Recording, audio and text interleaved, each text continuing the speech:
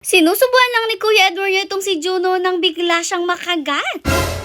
For today nga, ang naabutan na ni Mother pagpasok niya dito sa loob ng mansyon ay ang pagpasok ng ating mga meals. At dahil nga nagsisipasukan na siya, syempre time naman na ng mga female natin para nga sila na ang maghari sa kanilang off-leash area. Isa-isa na nga sila nagbababaan mula sa second floor tapos dumediretso rin naman nga dyan sa kanilang off-leash area. Pero for today, ito talaga ang ganap. Magbibigay na nga ulit tayo ng next card spectra sa kanila. Napanood nyo naman sa previous video natin ng mga hotdog na sunog nga lang yun, nabigyan natin later. Bale, meron rin nga pala tayong iba't ibang klase ng next card spectra. Bale, 3 klase yung meron tayo depende ngayon sa size ng ating mga pack members. Iba't iba po kasi talaga yung ibinibigay natin depende sa size nila, kaya mahalaga na timbangin natin yung ating mga fur babies bago tayo magbigay ng next card spectra. Dahil rin nga medyo matigas to, tapos yung ibang pack members natin nahihirapang nguya-nguyain siya, ginugupit-gupit nga yan ni Mother para mas madali nga sa kanila na makain yan. Una na nga niya binigyan itong si Kelvin kasi nga syempre siya talaga yung G na agad na kumain. Kinuha na nga lang muna niya yan sa pakainan ni inabot ni Mother, tapos sa kanya ibinaba dyan sa sahig niya. Pero in fairness naman, kahit papano inubos rin naman niya. Alam niyo naman na mahalaga nga talaga na nauubos nila yung mga spectra na binibigay natin. Anyways, kung nagtataka rin nga pala kayo kung bakit hindi na natin tinimbang si Kelvin at yung iba nating pack members bago nga sila bigyan ng spectra. Yun ay dahil last week lang tinimbang sila dahil nga po tinurukan sila nung nagpunta dito yung mga vets nila. Kaya naman tinitingnan na lang ni Mother sa vet records nila yung mga timbang nila. Nung si Juno at si Dos na nga yung bibigyan, hindi talaga nila kinakain yan, kaya sabi ni Mother, mamaya na nga sila at nagproceed naman na sila dito kay Hercules. Pero kagaya lang rin nga siya ni Juno at ni Dos na ayaw nga ng next guard spectra at mas gusto niya nga amuyin yung lipstick ng mommy niya. Etong si Hercules nga, Diyos ko, inaaway pa nga niya yung next guard spectra na yan at kinukulit-kulit pa niya. Kaya sabi ni Mother, sige mamaya na nga daw ulit din siya. Habang nagbibigay rin nga pala tayo, nakahanda rin nga yung mga cards nila na to. Tapos nilalagyan na rin nga ni Mother yan ng mga sticker para alam rin nga natin kung kailan natin sila binigyan ng mga next guard spectra. Maya-maya pa, nagsipasukan na rin nga itong ating mga female at syempre dahil andito na rin sila, time na nga rin para sila yung bigyan ng next guard spectra. Pero bago nga yun, talagang ganitong kaguluhan muna, napakahirap na paakyatin sila, lalo na nga itong si Snowy. Tingnan nyo, gusto na talaga niya umakyat dito pero naghihintay nga lang siya nang magpupush sa kanya at talaga nakatigil nga lang siya dyan sa unang step ng hagdan na yan. Pinush rin nga siya ng isang beses ni Kuya Sermer niya pero talaga nag-stop pa rin siya kasi ang gusto niya, alam niyo ba guys, ipupush siya hanggang doon sa taas. Hindi talaga carry yung pakonti-konting push na ganyan, kaya ayan, tingnan niyo yung ginawa ni Kuya Sermer niyo, o diba talagang binuot na lang yung paa niya sa likod. Ay, grabe ang katamaran talaga nitong si Snowy pag akyat doon sa taas. Anyways, dahil nga may dalawa tayo mga females dito sa baba, sila na nga yung inuna ni Mother na bigyan. Bale, nandito nga ay si Olaf at si Athena, kaya si Olaf muna yung inuna ni Mother at in fairness naman din kay Olaf, kinatangata niya talaga yan. Dito naman kay Athena, hindi ko na-expect na kakainin niya kasi alam niyo ba, usually sinusubo ko pa nga yan sa kanya nung ako pa yung nagbibigay. Pero very good naman siya ngayon kasi talagang inuyang-nguya niya yan at kinain-kain niya hanggang sa maubos talaga at pinilit niya talaga na ubusin yan guys. Kasi obviously talagang hirap rin nga siyang nguyain since medyo matigas nga talaga to. Anyways, hindi ko rin nga nasabi sa inyo guys na talagang chewable naman po itong next guard spectra. Binibigay nga lang talaga to sa kanila para nguyang-nguyain nila.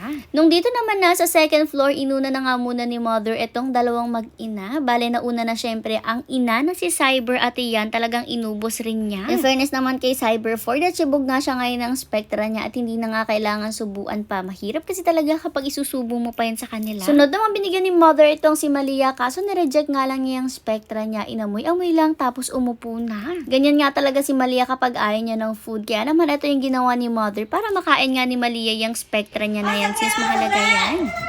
Sagre! Sagre yan! O diba, talagang ipinanakot niya doon kay Cyber. Kunwari nga ay iniaalok niya kay Cyber. Kaya naman no choice si Malia kundi kainin na lang yan. Kesa naman daw maibigay ni Mother kay Cyber. O diba, damutan talaga ang mag-ina. Kapag tinitigilan rin nga ni Malia yung spectra niya, ay binibigay nga ulit kunwari ni Mother kay Cyber para nga kahit pa paano ma-make sure na maubos ni Malia yan. In fairness naman, nag-work nga yung ginawa ni Mother kasi naubos talaga yan. Dito naman sa iba, ang ginawa nga nilang strategy ay pinalabas nga nila doon sa cage nila tapos dito pinakain sa labas. Unang-una kasi nga dahil syempre ay mas energetic sila at mas ganado sila kapag lumalabas sila, kaya naman mas naubos rin nila yung spectra agad-agad. Tingnan nyo naman itong si Snow White, talagang pagkalabas nga ay mukhang naligaw sumisigaw pa at doon pa nga pumunta sa kabilang side. Akala niya kasi talaga lalabas. Pero tinawag naman siya ni mother at bumalik rin naman siya agad. At ayan, for the lapang rin nga siya ng spectre niya. Pero pagkatapos niya yung ubusin, talagang pinush siya ni mother papunta doon sa room niya. Pero ang loko, tingnan niyo kung saan pumunta. O, diba, doon na naman sis gusto niyang bumaba. Ay, diba, grabe naman talaga ang kalokohan.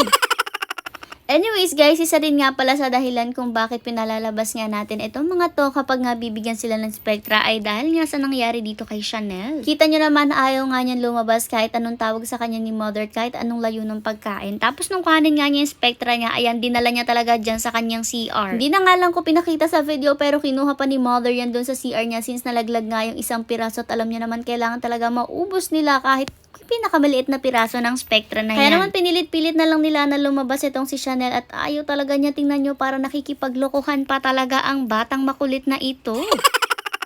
Dahil nga ayaw niya lumabas, no choice na si mother, ayan talagang hinuli-huli na nga lang niya itong si Chanel para nga maipupush niya palabas. Ewan ko ba sa batang to, natatakot yata siya kasi akala niya nga may gagawin sa kanya, susuklayan or kaya igugroom, kaya siguro ayaw niyang ganyan. Nung mapalabas pa nga siya dyan sa dumiretso sa room ni Brindel, kaya naman mas nahirapan pa si mother kasi take 2 ulit ng pagpapalabas. Tapos ang nakakaloka nga napalabas na nga siya pero ayaw naman niyang kainin yung Spectra kasi nga medyo takot siya kasi akala niya talaga may ganap na gagawin sa kanya ngayon. Kaya naman no choice si mother, ayan sinubo na nga lang sa kanya yung Spectra niya at nakailang subo rin talaga. After nun dun pa siya dumiretso ulit sa room ni Brindel, ay grabe, kaya nagkahilahan na naman sila bago pa siya mapalipat dun talagang room niya. Eto mga susunod naman, lalagyan ko siya ng sound para marinig nyo yung kaguluhan nila. Bilis, bilis. Oh, yun pa.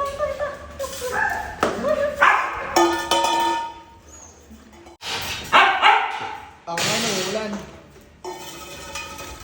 Wala na. Wala na. Anong gusto sabihin mo meron? Wala na ang binigay. Bilis na.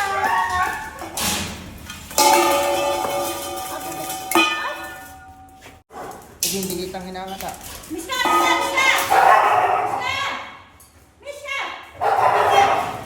Kapak dito, kapak!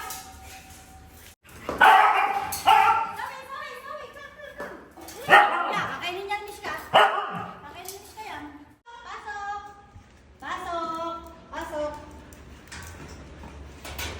After nga ni mother sa mga female, nag-proceed naman na siya dito sa mga meals natin na hindi kumain kanina, si Hercules, si Juno at si Dos. Kapag nga kasi ganun hindi nila kinakain, no choice talaga tayo kundi isubo ito sa kanila at mahalaga rin nga na putol-putol yan kasi nga para hindi sila ma-choke since medyo malaki rin talaga. Si mother na nga yung nagsubo dito kay Hercules kasi madali lang rin naman subuan itong si Hercules. Alam nyo ba yung kanya lalamunan parang balon? Yun kasi yung pakiramdam ko kapag nagsusubo ako kay Hercules, parang ang laki na lalamunan niya kasi ang dami nagkakasya doon tapos talagang diretso rin kung ano yung sinubo ko sa kanya, dumediretso na lang pababa para talaga naguhulog ka lang ng piso sa balon.